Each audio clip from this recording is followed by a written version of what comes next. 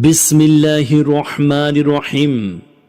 প্রিয় ভাই বোনেরা, আপনি কি নিজের পরিবারকে জাহান্নামের আগুন থেকে বাঁচাতে চান? এক মুহূর্তের গুনাহ কি আপনাকে জাহান্নামের দিকে নিয়ে যাচ্ছে? কোরআনে আল্লাহ তাআলা আমাদের কঠিন সতর্কবার্তা দিয়েছেন।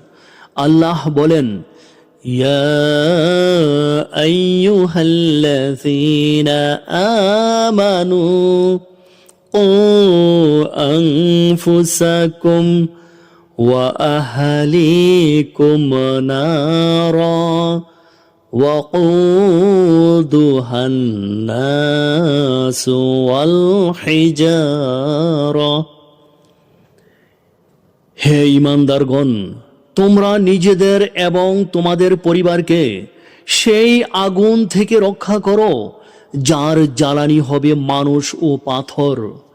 সূরা আত-তাহরিম আয়াত 6।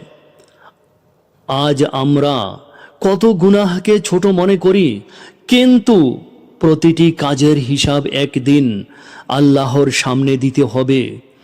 তাই এখনো সময় আছে, তাওবা করুন, নামাজের দিকে ফিরে আসুন, গুনাহ থেকে দূরে থাকুন এবং নিজেকে ও পরিবারকে জাহান্নামের আগুন থেকে রক্ষা করুন। আল্লাহ আমাদের সবাইকে হিদায়াত দান করুন, আমিন। প্রিয় শ্রোতাগণ, কোরআনের এই আয়াতের কথাগুলো যদি আপনার ভালো লাগে তাহলে লাইক, কমেন্ট, অন্যের নিকট শেয়ার করুন। বিনিময়ে আপনি একজন কোরআন প্রচারক হয়ে যান। আর প্লিজ চ্যানেলটি সাবস্ক্রাইব করুন। আলহামদুলিল্লাহি রব্বিল আলামিন।